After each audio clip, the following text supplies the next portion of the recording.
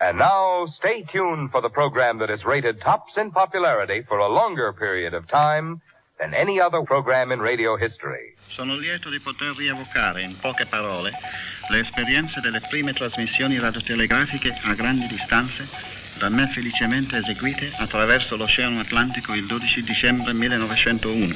Holy snapping bra straps. It's a wild scheme of a crazed mind. It can't be anything else.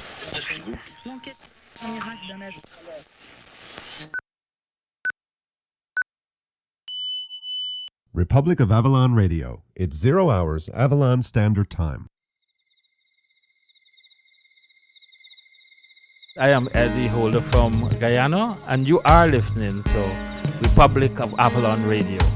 Enjoy. Hi, my name is Glynne Murray. I'm Barbados' High Commissioner to Canada. I'm based in Ottawa, and you're listening to the Republic of Avalon Radio out of Newfoundland. Listen and enjoy. Thank you.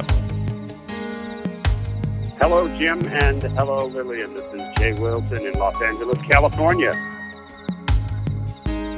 Hi, this is Indra. I'm from Barbados, Christchurch, and I'm listening to Republic of Avalon Radio. Keep it locked.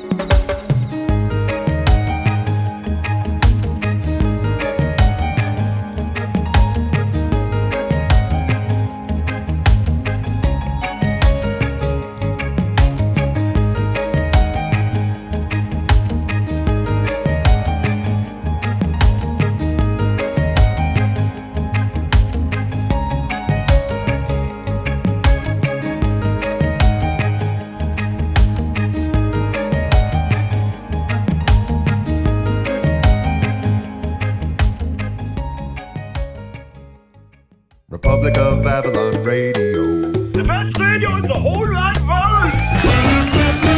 You're with the roar. Hey, Republic of Avalon Radio. You're with the Roar. I'm Jim Fiddler. This is episode 63 of Republic of Avalon Radio. A great big welcome to all our new listeners. And of course, a big thanks to those of you who've been sticking with us for a while now. Some of whom we haven't heard from in quite a while, so if you've been listening to The Roar for a while now, get in touch with us. Give us a shout. We just want to hear that you're still there. Of course, we had that period of time last year when we were down for several months with all those problems, those technical problems, the computers blowing up left, right, and center, without the aid of Captain Kirk. No, we managed that quite well on our own.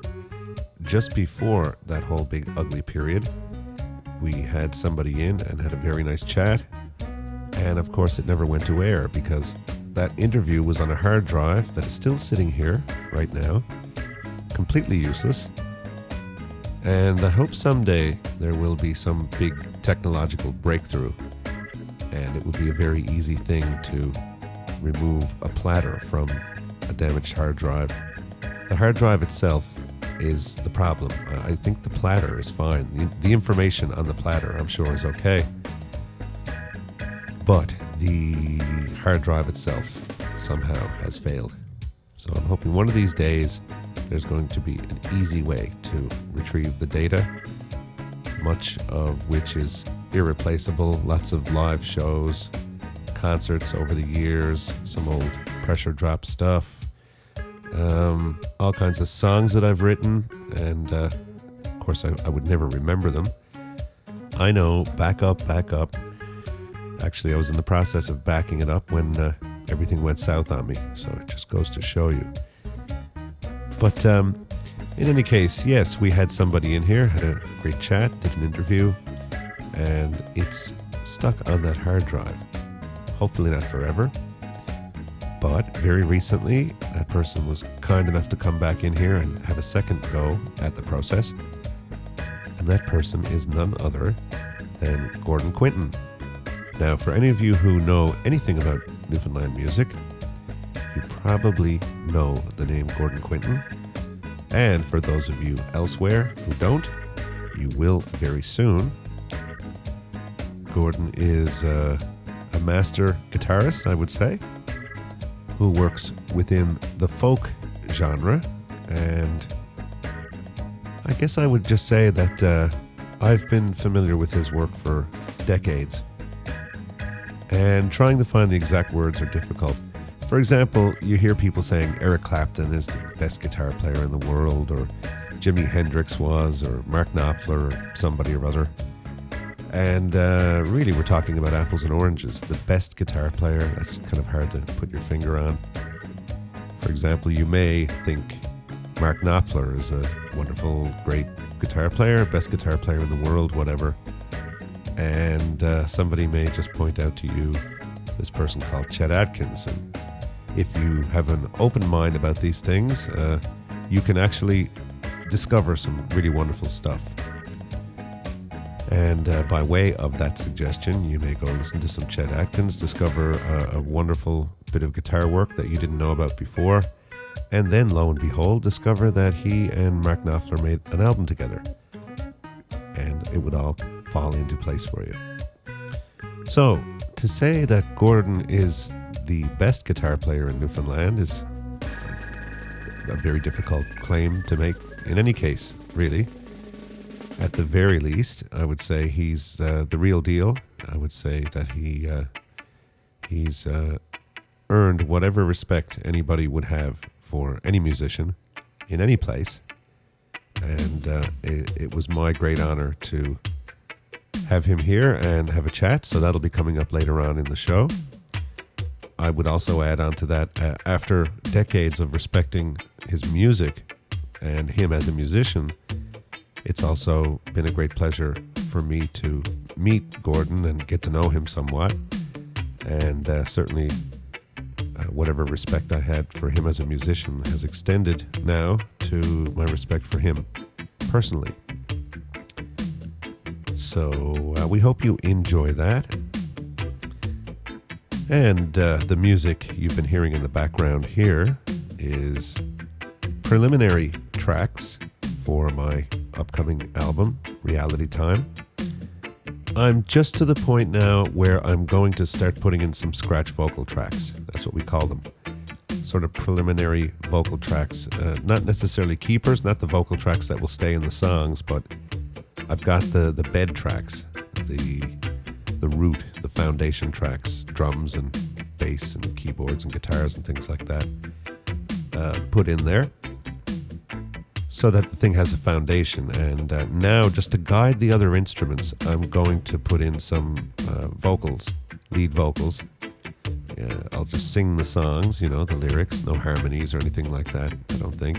Mainly just me singing the songs. And that will be a spark that will push me along while I'm putting in the other little extra bits, the little guitar solos, lead breaks and horn bits and things like that, just to have a place to define the spaces where the vocals are and the emotion in the lyrics and things like that. Because otherwise, you're just playing along with something and you're just playing with the beds, and you're not necessarily getting the full sense of the lyrical delivery, what the lyrics are saying at various points in the song, and they do tend to drive you. So you hear a particular lyric, and it'll just make you do a little thing on a guitar or something like that. So that's my point that I'm at with the album. The first bit in the background, right at the beginning, if you go back right after all that stuff at the beginning, the intro.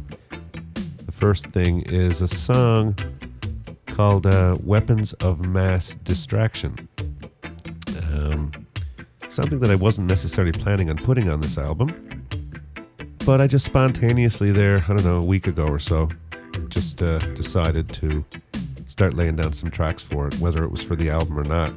It was just a thing, it was a moment, an inspired moment. So I started laying down tracks, and it's going along so well that it looks like a very strong candidate for the record. So we'll have to see what ends up happening with that. But I think it has a good chance of getting in there, because it also opens up the door to a couple of other tracks that, if this one's there, then these other couple can come in and they can be there. They can be little friends, to this track here. Another one in particular called Up That River. If this one's on there, then Up That River would certainly fit in there nicely. And then High Life would kind of have a couple of little friends. And that's just the way it goes. Generally, I find when you're putting together material for an album, songs tend to find themselves in little groupings. One time we would think about the A side and the B side of an LP. So you would tend to line things up like an opening track and a closing track for each side. And at that point, albums were roughly about 40 minutes long. So you'd have 20 minutes of music roughly on each side. The first song would be something that you would want to work really well when someone just puts the needle at the beginning of the record. The last song is something that you would want to work to close that side out and possibly even make someone flip the record over and drop the needle at the beginning of the other side. But there are other groupings that you end up with, such as, well, you know, the simplest way to put it, I suppose, slow songs, fast songs, and all that kind of stuff. So when you look at the contents of a record, when you're putting it together, choosing what order to put the tracks in and so on, you don't want to sort of put 5 fast songs in a row and then 5 ballads in a row. You want to spread it out and balance it and create a little bit of an ebb and flow for the listener. And so along those lines, we end up with various other categories as well. Some songs are more sort of funky or more danceable. Some songs are more serious. Some songs are in a minor key. Some songs are in a major key. So that's more like my situation. I end up with these songs that have more of a jump or less of a jump, and some of them are kind of darker sounding and some of them are lighter sounding. So I want to balance that out, because what I'm really setting out to do here is to make an album as opposed to just record a bunch of songs and just throw them onto a disc. And I've always been a big lover of the album. Always loved stuff like, Dark Side of the Moon, Pink Floyd, and several of the Moody Blues records. And, everyone knows the certain Beatles albums, and Supertramp, and all kinds of things. The Wall, Pink Floyd. Many of those were sort of like concept albums. This one here is somewhat of a concept album. The concept being opening your eyes. We're born and we spend our lifetimes, for the most part, unfortunately, just trying to make ends meet, pay the bills, have a couple of kids, usually, on average, get a gold watch, and then curl up and carry on to whatever's next. But there are more things in life, I think. We're really taught from the beginning, in many cases, that it seems to be all about what the world holds in store for you, where I tend to really lean more the other way. It's more, what do you have to offer the world?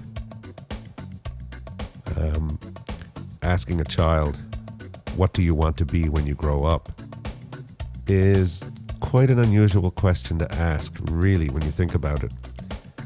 My little analogy that I use is, whoever that child is, by way of how they were born, who they were born as, in combination with their experiences around them as they grow up, that's how pretty much they're going to end up. So asking them what they want to be when they grow up and pointing at 3 pictures, doctor, lawyer, whatever, is kind of like asking a young spruce sapling, what sort of tree when you grow up, do you want to be a birch, a maple, or an oak? It's just kind of a funny thing, if you can understand what I'm saying, you see. So this album is really about things going on in the world in my lifetime, after having lived through the so-called Cold War and the various other things that have happened since, and just some information, hopefully some inspiration for some people.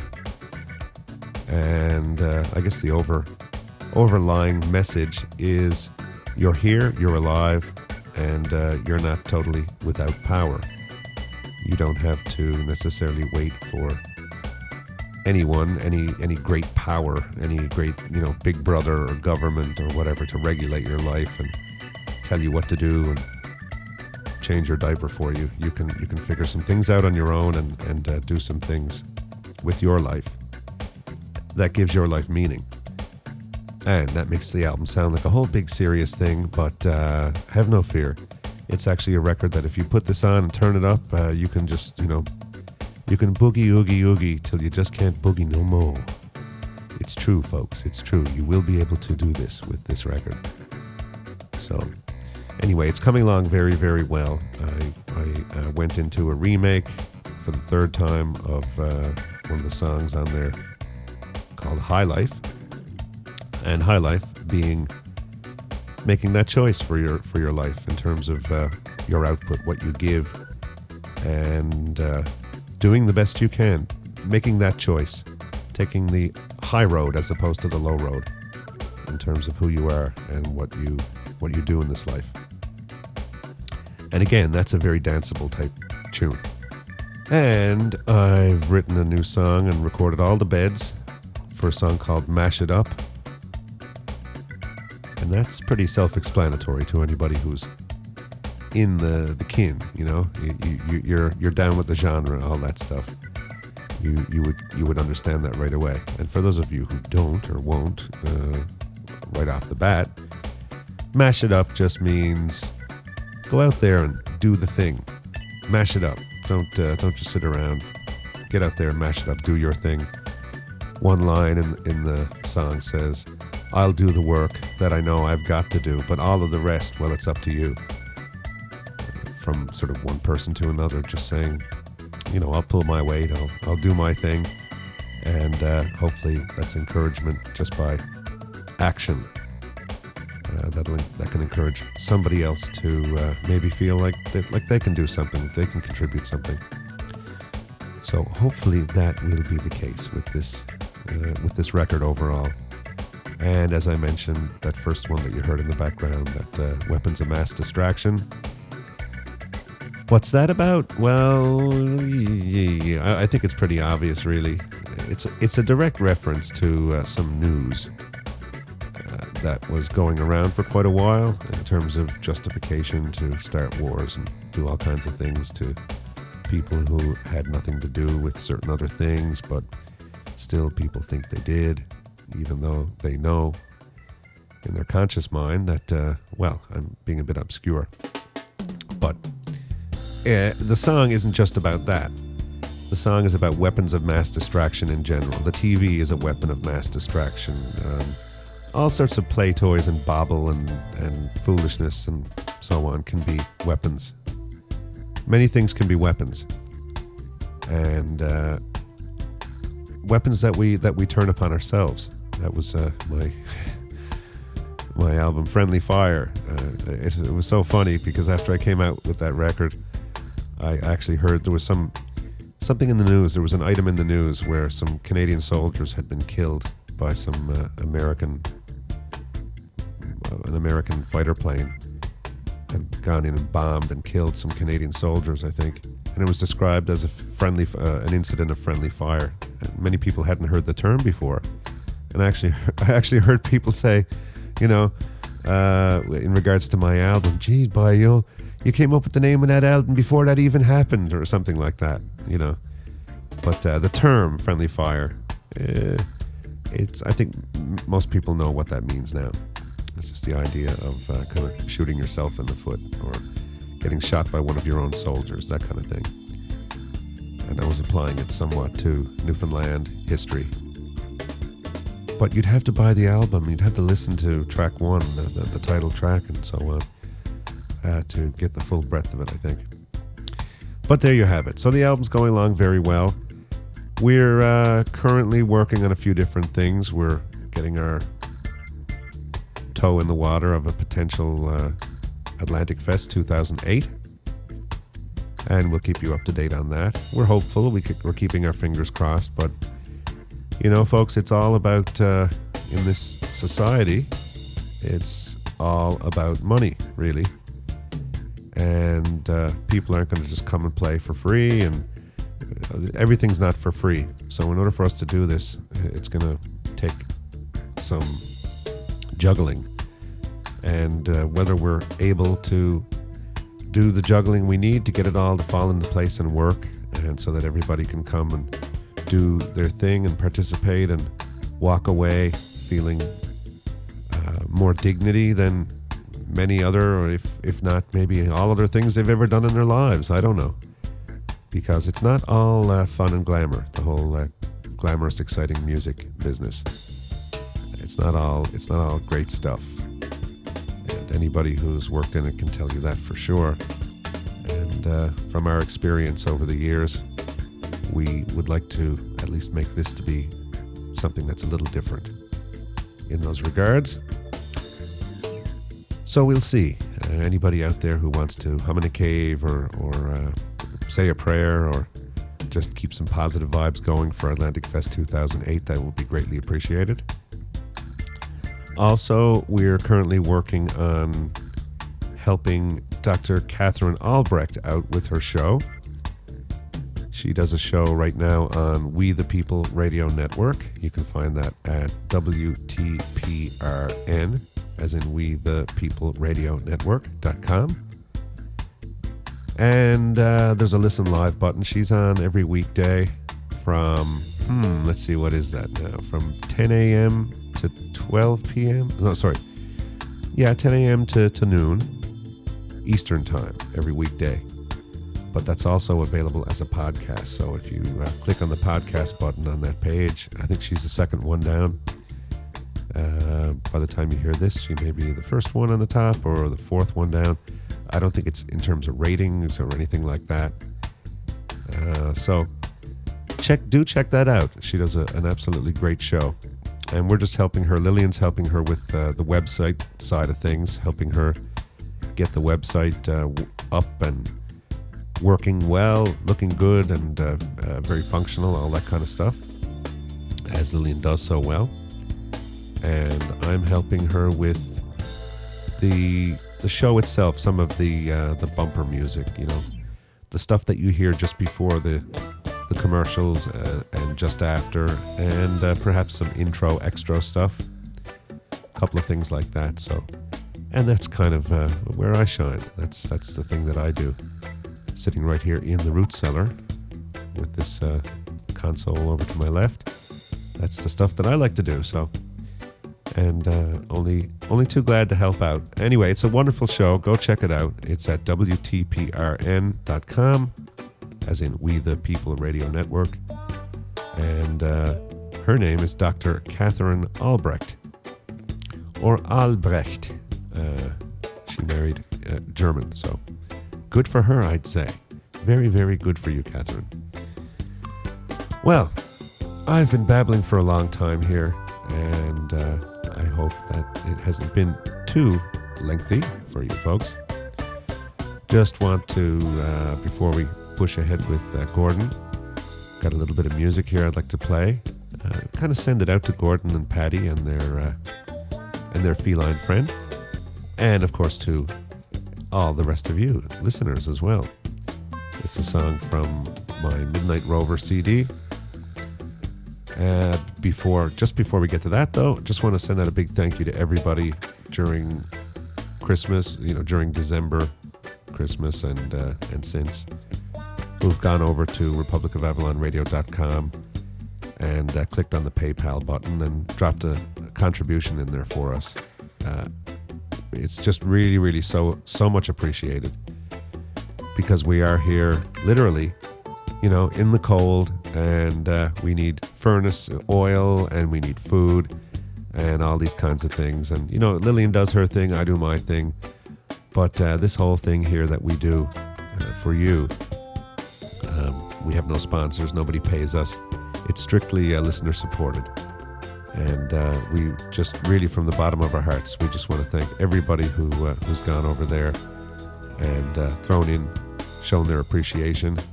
And of course, as well, the people who've gone over and bought my music, because that is it. I'm not going to be here forever and ever, and only while I'm here alive to do this. That music is number one. That's my purpose on this earth, is to do that. And if nobody ever hears it, then it's all in vain. So, needless to say, it's very, very good when you people go over there and purchase my music and spread it around and let people hear it, and so on. I never had any desire to be a rock star or any such thing. For some reason, I've always felt that music was something more to get a message across, whether that be a message of education, a message of inspiration, whatever. And especially on those lines when nobody hears it. You know, if I were just drilling out pop songs and they were just getting slammed on the top 40, wouldn't really bother me. Wouldn't really bother me much at all. But the music is very important to me. It's my life, you know. It's what I have inside of me to give. So it makes me feel very, very good when it's received, when it's accepted. So big thanks to everybody, and for all of you people, I'd like to play you one of my favorite songs of all time, written by my good friend Ger Wolf from County Cork in Ireland. And this was the song that we all had on our lips when we went to Cork a couple of years ago. I guess it'll be 3 years ago now, coming up. This was a song he wrote for his children, and a song that I recorded on my Midnight Rover CD, accompanied vocally by Colleen Power and Daryl Power, formerly of Great Big Sea. After which we'll go into my chat with Gordon Quinton. So here it is. This is the Curra Road, a little taste of summer in the middle of winter's chill. You're listening to Republic of Avalon Radio.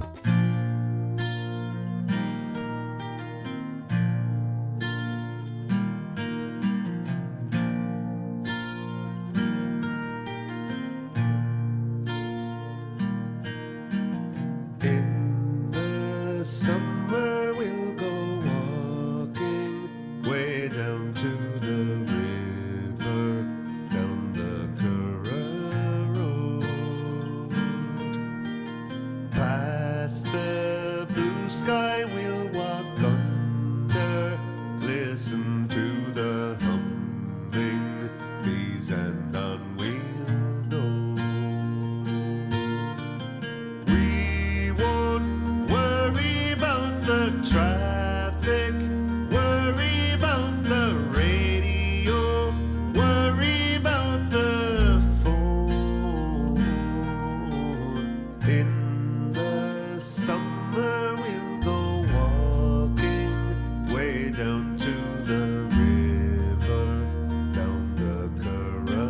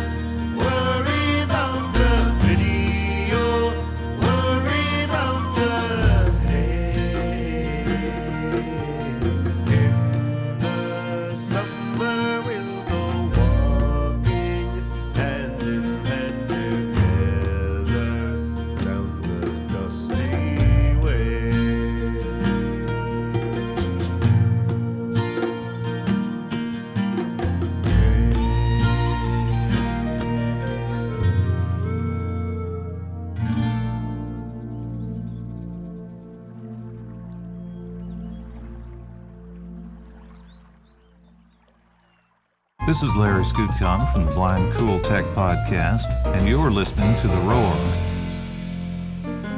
Republic of Avalon Radio. Republic of Avalon Radio. Either you're with us or you're with the terrorists. You're with the Roar!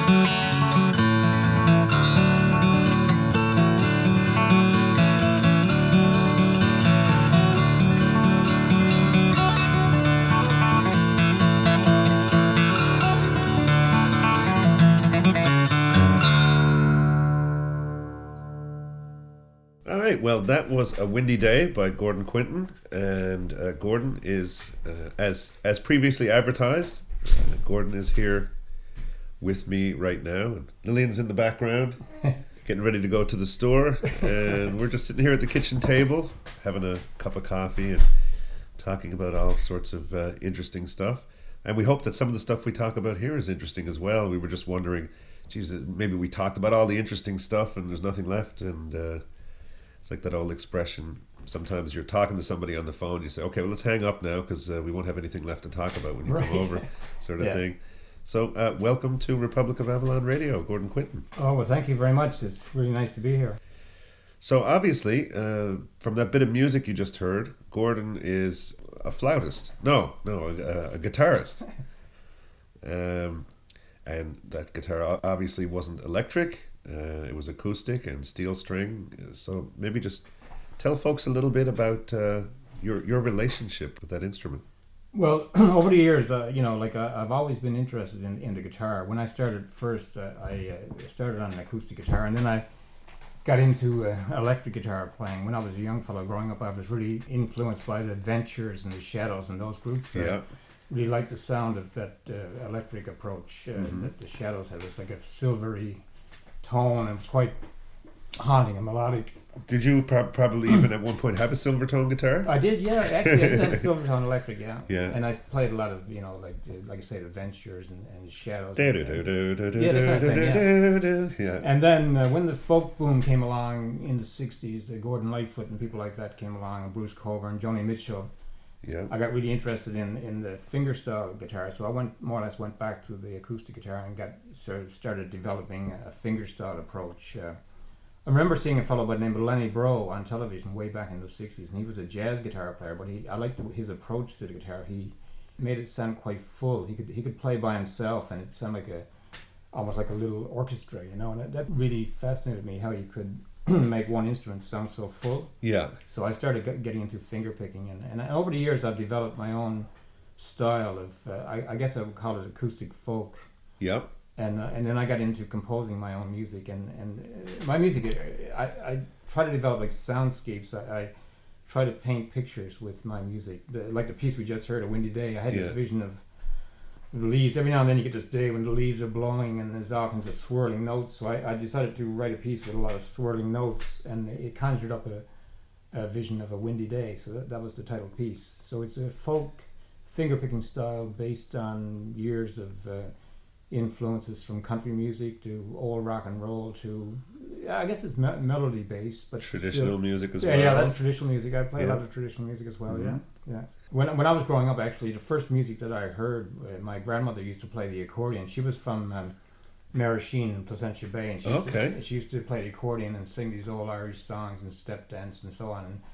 And she used to come to our house when I was just a kid and bring a big box of old records, 78 records, and her accordion. And every St. Patrick's Day, she would come to visit us on the train and get off the train with a big box of records and her accordion. And St. Patrick's Day, she'd play all these old records, and then she'd pull out her accordion and play all these tunes and sing these songs. So that was probably the first music that I was exposed to, and I liked the sound of the accordion. Yeah. And I liked the sound of a lot of these old traditional tunes like Molly Bawn and Rose of Arranmore and those type of things. And she'd play a lot of old fiddle tunes on the accordion too, and that was nice, you know. So even now I develop a lot of old time fiddle tunes for the guitar, St. Anne's Reel and those type of things. I've been learning to fingerpick those on the guitar. The thing before we stray off it, you were talking about painting pictures with sound, and our listeners have heard me babble on about that before with my own music.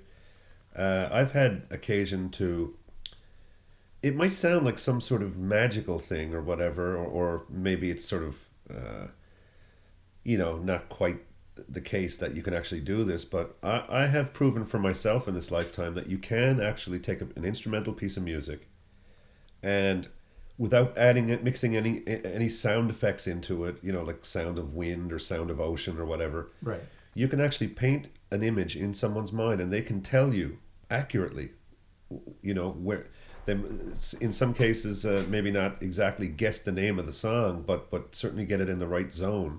Do you have any? Yeah, that happened to me when I did the Sea Winds album.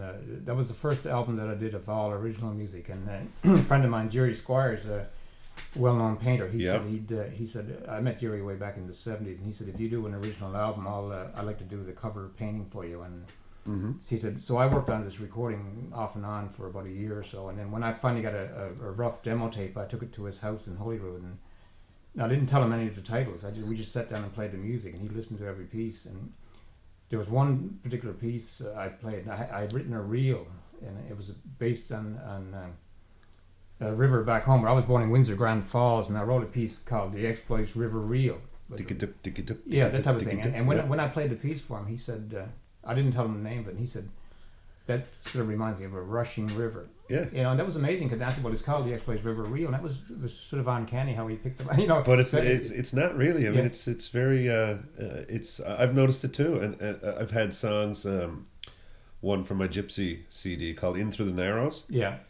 And to me, it was just that kind of, the whole idea of hundreds of years of people out and coming in seeking refuge, and how it feels, coming in through the Narrows into St. John's Harbour. And a friend of ours from Philadelphia heard the song and didn't know what the title was and said, gee whiz, that really reminds me of like coming in through the Narrows of St. John's Harbour. Yeah. Well, it really is, subjective, I suppose. It means to me, like, all the pieces that I do represent something, but I don't expect people to pick up on everything I do, but no, it just goes to show you can write pieces about nature and use colors. Like a lot of chords to me, and also over the years I've developed different tunings that I use to get certain sounds and colors. Yep. I wrote a piece on my new recording there called A Day in the Garden. I wrote it for Patti, my wife. She's a constant gardener. She's a very avid gardener, and she spends a lot of time in the garden in the summertime. And one day she came in, she said, I just spent a whole day in the garden. And I wrote it down. I said, well, it's a great title for a piece. So after a number of weeks or whatever, I started to write a piece about the garden. But it didn't seem to work in normal tuning. It was just... so I came up with this combination of dadgad and part of open C tuning. Yep. And a lot of people who've heard the piece say, that reminds me, now that you mentioned it, it sounds like a really warm summer's day, because I try to capture all the sound of the insects and the rocks and the sky and the wind blowing through the trees and just that warm feeling, And at the beginning of this piece, A Day in the Garden, my wife Patti grows these Canterbury bells in the front of the house, and I wanted to start off representing them, so I've made some sort of bell type sounds on the guitar that represent those. That sort of kicks off this piece. Canterbury bells.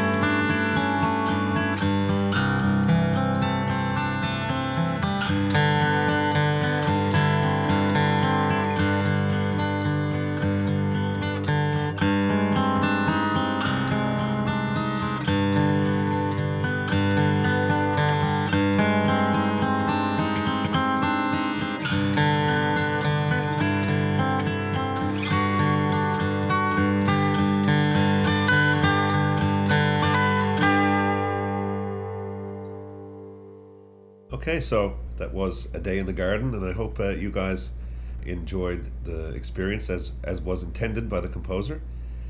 And we're back here with Gordon Quinton, and he has his guitar, and we were just talking during the song about a little bit, I guess, I described it as the science behind the art, some of the nuts and bolts of some of the techniques that Gordon likes to use with the instrument. And so he's here with his guitar, and he's going to demonstrate a little bit about what this is all about. Yeah, well, I use the thumb pick to get the bass notes. Then I put the lead note in.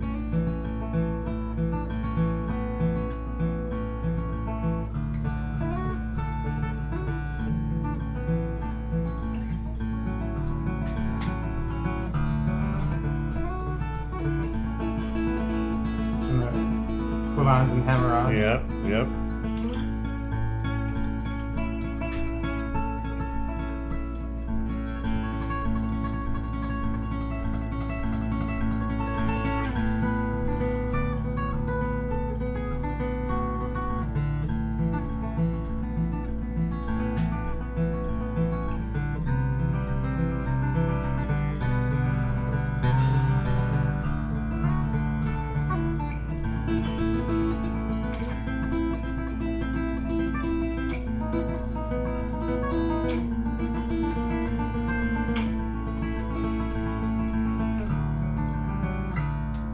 That type of thing, where I'm sort of creating like a little soundscape using fingers of the right hand. Yep. Yeah, it's sort of like a classical approach, I guess, but it's more or less what I do is folk guitar. Yeah. Yeah.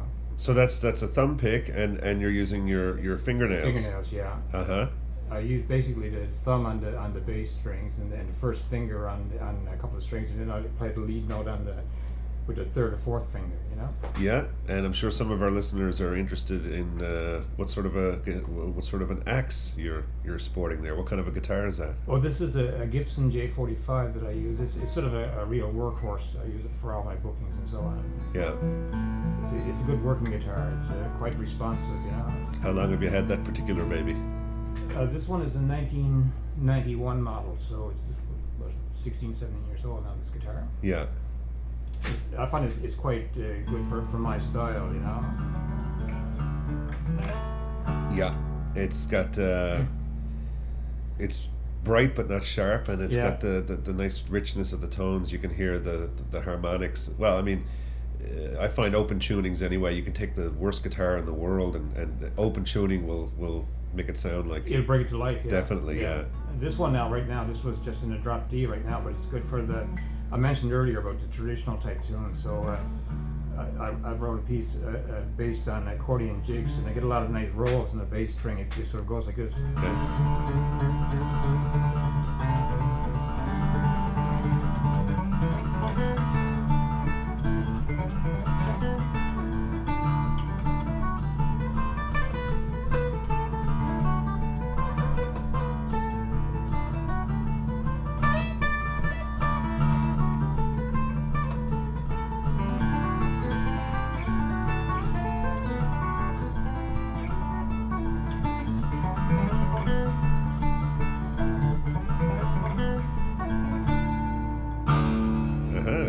That kind of thing is you can almost recreate the sound of an accordion with the rolls and the bass string. Yeah.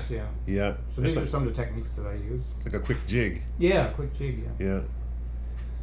So your latest CD, which we heard the track from earlier, that apparently won you some acknowledgement. Well, right, you know, in the latest music NL here in Newfoundland, it was garnered instrumental solo instrumentals of the year award. You know, which was nice to, you know, it keeps the music alive, I guess, and it's good for me to get my music out there, I guess. Well, it's always nice, that little bit of recognition. Yeah. I mean, I don't know if there's so much awards. Maybe they could be called acknowledgements, right, or reward, or rewards. For your work, yeah. Just a little acknowledgement, so you know you're not just kind of whistling into the wind. Right, after all the years of work. Yeah. It's nice to get Yeah. It's nice to get some recognition for all the work you put in, because it takes an awful lot of work. I mean, when I do a recording, the recording itself might only take like a week or so, but the actual preparation, sometimes it takes me a year to compose all the tunes and then work out the arrangements and actually practice to where you can play them in the studio properly, because you don't want to spend too much time on takes. Because I find in the studio, if you don't get it on the first or second, third take, you start playing it safe and you leave out a lot of things that you want to put in. Oh boy! Especially this kind of music, it's sort of spontaneous folk music, and you don't want to sort of really drag it out too long and start cancelling things out. I can tell you, as a drummer, that's the case. We really, generally speaking, when you go into the studio as a drummer, you have to kind of put on your discipline cap.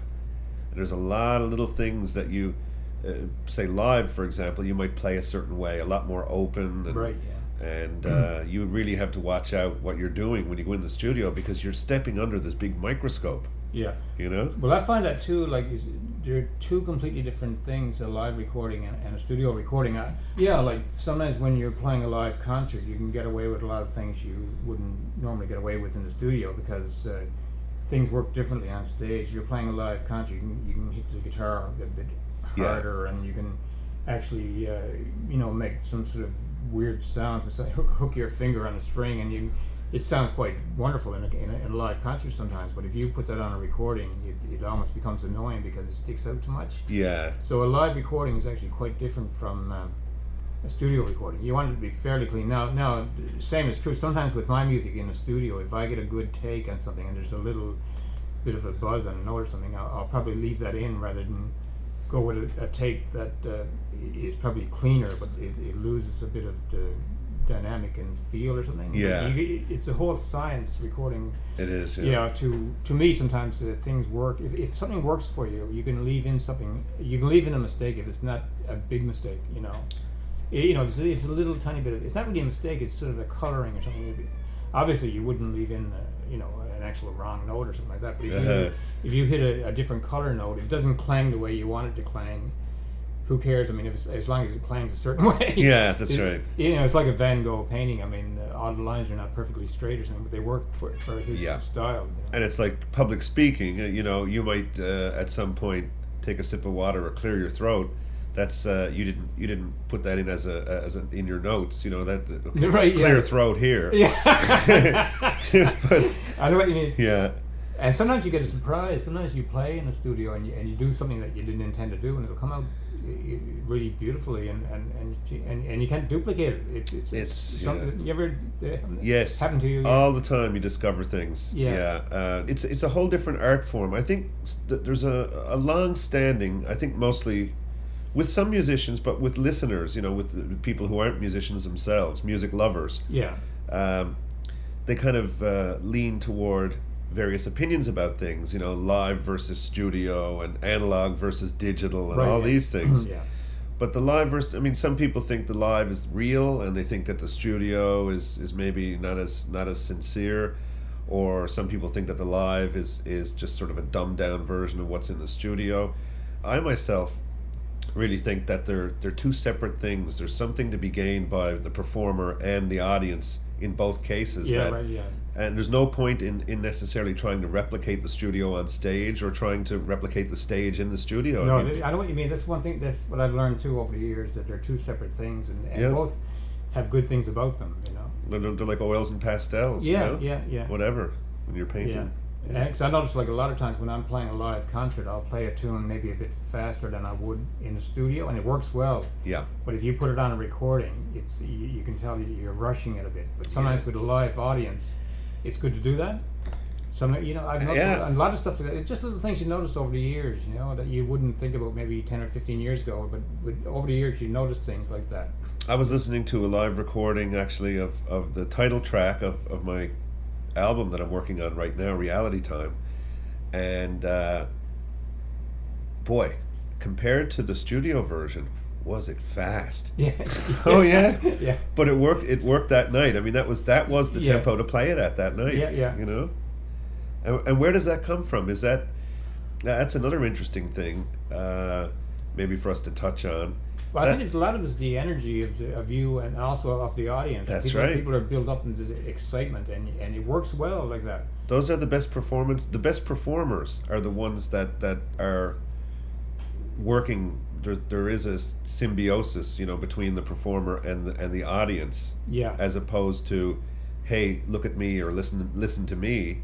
Just get there and play to yourself, and they just watch you playing to yourself. Right, I know what you mean. Yeah. If the audience, I know, and it spurs you on. Sometimes if I'm playing somewhere and the audience is really into the music, it's for some reason it gives you that extra bit of energy and also inspiration, and you can do things and you wouldn't normally do if you're just sitting playing, looking at the wall or something. And you can feel that, can't you? You can feel it, yeah. I mean, I know about it, and there's nothing visual involved. It's not that I'm seeing looks on people's faces or anything. No, you can feel it. You can feel the energy, and the excitement, and things happen that you can't explain. You play.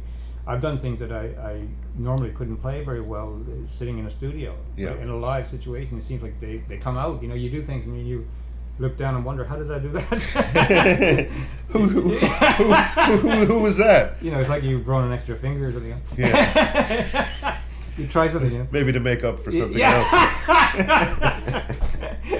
Oh, boy. Footnotes. Yeah. Inside footnotes. Yeah. Another track, maybe we'll play another track. Yeah, I just want to say that new record? we've just played two original pieces. Now I also really enjoy playing folk traditional music, or the kind that I call traditional music of the people. And there's an old tune that I always liked called "The Water Is Wide," and I've heard it many years, and apparently it's quite old. It's a very old tune, maybe so far back in the 16th century or something. And I think it's an old English folk song, isn't it? Yeah, I was reading, and I've always liked that piece, so I worked out a nice arrangement that suits my style. So I like to play that piece. Well, let's kick back and listen to "The Water's Wide." You're listening to Republic of Avalon Radio.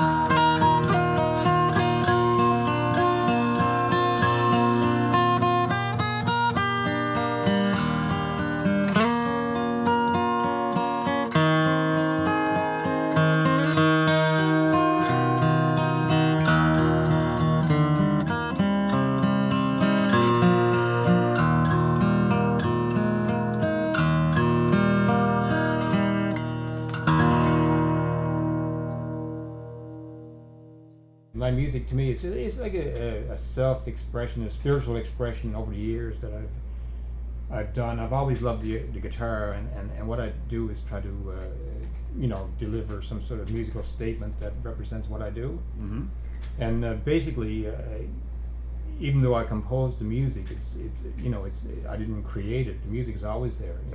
It's almost like I call myself a musical organizer. I pluck those notes out of the air and I shape and organize them. I guess that's what I do. And but you take what you've been given, yeah, and present it. I've talked. Our listeners will remember me talking about that in the past as well. Some people are what I would call occupational songwriters. Right. Some people are more inspirational about it, and I am on the inspirational side. A lot of what comes my way is definitely not coming from me. No. So I've described myself as being more of a song catcher than a songwriter. Right. You know what I mean? You just comes in there somehow. Yeah. A lot of times things come and you don't understand why. Like sometimes I'll just be sitting around and I'll get this a flurry of notes from out in my head, and I didn't create them. They're there, but I just take them, and all of a sudden they form a pattern or something. So I work with tapes. So I just stick a few notes on a tape and put it there, and if that sounds good, I'll leave it and then develop it later on. So it's very interesting how things just come out of the blue sometimes, and it works for me for the kind of music that I do. It's more of a folk acoustic freestyle music, right? Yeah. Yeah. But what you're talking about is real. You're not speaking in some kind of metaphor. Oh no. No, I know, and I think people might find that sort of either fascinating or hard to believe. But I can, just like before, we were talking about, you can have a piece of instrumental music, no sound effects, no nothing, and somebody can say, "Yep, ocean, yep, desert, yep, right, yeah, trees, whatever." That whole business about the music coming to you, I guess, from God, from the cosmos, from nature, from whatever name you want to put on it, that's where it comes from. It does, yeah. And sometimes the sound of the chords and so create colors and textures for me, like the sort of like a brown, warm tone. Yeah. There's some green and some kind of brighter, kind of a gold going on there for a minute. That kind of thing, you can create soundscapes by just using the fretboard on the guitar and the strings to make sounds and notes that represent things. That's what my music is all about, I guess. And I still like playing the standard tunes. Certain tunes that you play, like when I was a kid, like I learned a lot of old flat picking type things, and you more or less have to stick with the notes, so.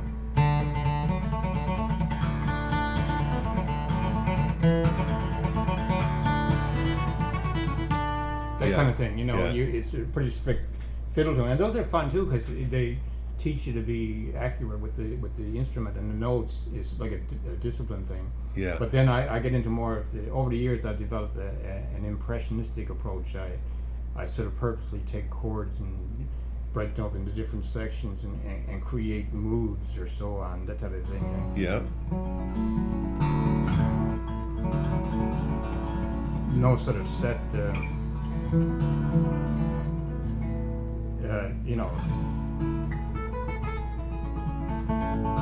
it's just a flurry of things that Yep. Yeah, not a set pattern like a strict fiddle tune or something like that. Both are equally important in your approach to the instrument, I suppose. I enjoy both. Well, that's another one that people interested in music and some musicians have a big qualm about. When we go into a studio to record something, we have this thing called a click track. Right. Yeah. And sometimes, in certain cases, we really, really need that click track because later on we're going to be adding other things in and doing things. Right, I know what you mean. It just holds the piece together. But sometimes it's better to do it without the click track. Yeah. It's knowing when it's there and when it's not, because it can become too stiff. Yeah. Well, I know myself with my own music a lot of times, especially the solo stuff, I take a lot of liberty with meter and tempo and everything. And it's just the way to. Sometimes if I'm playing a piece, I'll just slow down or speed up as accordingly. But you couldn't do that if you're playing with a group in a studio, unless you're everyone's working on the same wavelength. It's pretty tricky to deviate. You know, yeah. So I don't consider myself a good studio musician because I've been playing so long by myself. Other people can do it better than I can, I think. And it's a real art form in itself to play along. It really is. There are some musicians that we keep talking about these, stumbling into these things. There's like the person who learned and plays by ear, and then there's the person who plays from the sheet music, and there's some brilliant, very expressive musicians who can't read a note of sheet music, and there's some very stiff mechanical people who are, let's not say stiff and mechanical, but the whole idea of the sheet music is a recording. Right, Like just like a CD or just like whatever, the music is on that sheet of paper. And giving that to the person who reads sheet music is more or less like putting the disc in the player and hitting the play button. And that's a whole. I corrected myself because I sounded like I was frowning on the person using the sheet music, but again, it's really it's chalk and cheese, apples and oranges.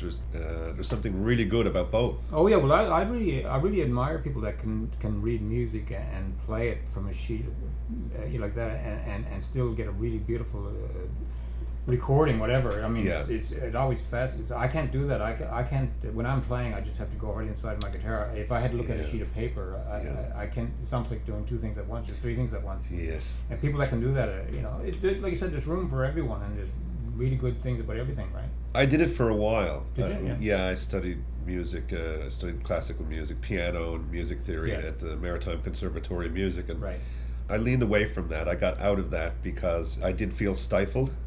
And just with the piano, I was starting to hate the look of a piano. And as soon as I stopped the formal study, within 6 months, I think I progressed on the piano more than I had in the previous 6 years.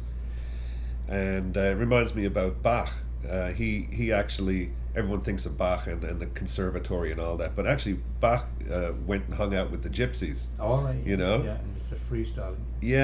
And of course the recording method at the time was sheet music. You had to write it down. He couldn't just press record and play his clavinet or whatever. It all had to be written down. But he really infused a lot of folk melodies and things into his music, I think. So I would say perhaps you're Newfoundland's guitar answer to Bach, maybe. Well, I'm influenced by everything that I hear, and I've learned a lot from other people just watching them and listening to all kinds of music.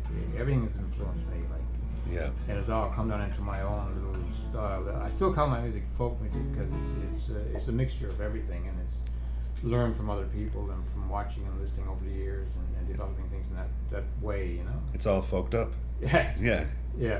We can say that here. Yeah, it's full of folk music and full of folk. It's people. It's real music. And that's what I do. It's my own particular approach to the music. I don't claim to be a great classical performer, and other people can do that, and it's their gift. My gift is just to play my own little folk style, whatever it is. And hopefully, I've developed enough over the years to make it, feel like I've explored the guitar a lot. That's the whole joy with me, is enjoying the instrument. I love exploring the guitar. That's why I've developed a lot of open tunings and so on. It seems like there's a whole wilderness of stuff out there that you can explore. I find standard tuning kind of, how would I say, it's sort of like maybe a beginner tuning or something like that, that many people never get past. It's a compromise. I really find that with the opener tunings, the instrument thanks you. The instrument says, "Oh, I can breathe." You find that? To a certain extent, yeah. Well, I played in standard tuning for years and years, and then when I discovered a few little different things, even something like a drop D, it just gives you a little bit more harmonic freedom. I find sometimes, and you can hear things that you normally wouldn't do. Standard tuning is really good, but I mean, it's just one of many tunings, you know. Yeah, it's quite versatile. You can do a lot of stuff in standard tuning. But there are a lot of things that you can't. Yeah, that's true. In terms of the sound. Well, do you want to?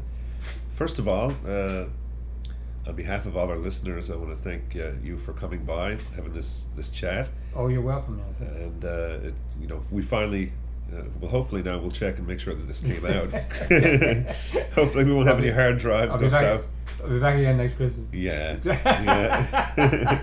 Well, why don't we go out? Why don't we go out with maybe something from your Christmas album, and maybe you can start it live for us here now, and then we'll blend into the album. Okay. Would you want like an original piece or a standard Christmas tune? Whatever you want from that Christmas album. This is. I wrote a piece myself. It's actually a winter tune. It's called Snowy Road. The Snowy Road. It's based on an area where I live. It's about a peaceful walk in the wintertime on a snow-covered road, and every now and then there's swirls of snow, and it's a beautiful day in winter. So. Where could our listeners, before we go to that, where could our listeners get your seat if they want your music? Where can they get it? Will they just get in touch with us and we'll get in touch with you, or do you have a website? Or I don't have the website ready yet, but stores in Newfoundland have it, some of the downtown stores, or they can probably, if you don't mind, they could write to you or whatever, and I can. That would be fine. Yeah, if you don't mind. People, you can just go to our website, republicofavalonradio.com, as most of you know, and contact us, and we'll hook you up with Gordon. Yeah, so this piece I'll just do a little bit live, and then we can cut into the recording. Yeah, let's do it.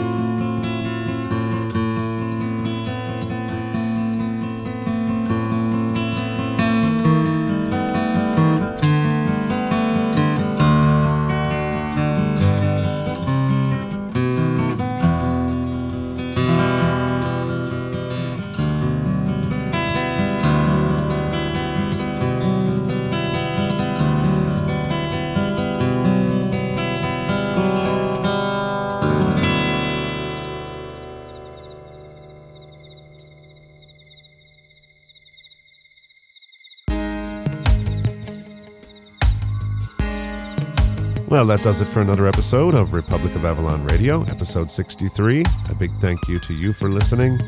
And, of course, a big, big thank you to Gordon Quinton for coming in the second time to get that interview done so we could share it with you. And, of course, as I said before, if you're looking for Gordon's music, just go to republicofavalonradio.com. Give us a shout, let us know, and we'll hook you up and get you all fixed up. In the meantime, from Lillian and myself, take care of each other, and we'll catch you next time, right here on Republic of Avalon Radio.